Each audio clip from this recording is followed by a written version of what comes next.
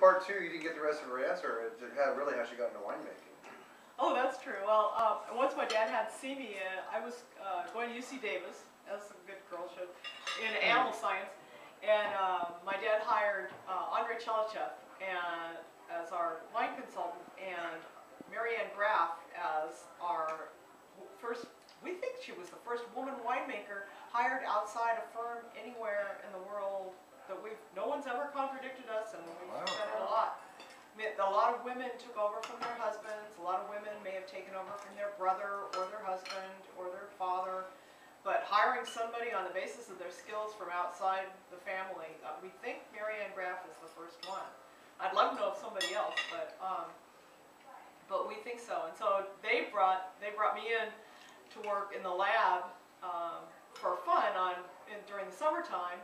And then when it came down to fall, going back to school, Andre says, "You must stay out of school and you will have something to learn here." And I said, "Oh, I know you can't step out of school. It's difficult to get back started, and who knows." He said, "This is an opportunity you will not regret."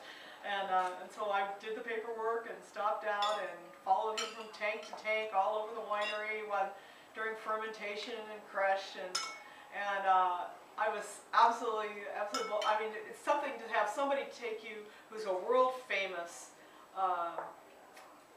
winemaker who has Andre Chalachev had the most amazing commitment to wine quality and a curiosity. He was just curious about everything. You know, you could get him to go anywhere by telling him it was a new vineyard or a new winery in a new area, and you thought it was really going to be the bee's knees, and he'd be out there. He was so curious.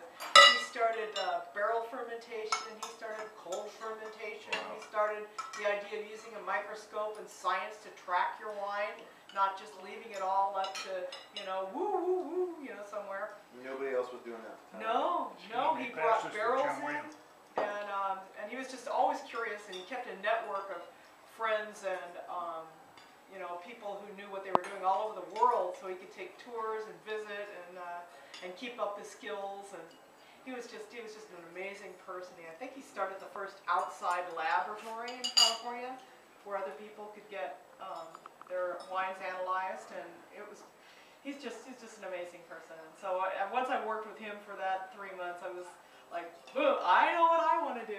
I want to go to the wine industry. And since Marianne was the only winemaker that I knew, I thought, I'd probably never get higher than being an assistant or something. So I went back to Davis and got my degree, and then started work at the Firestone Vineyard down in Los Olivos, where I stayed for 25 years.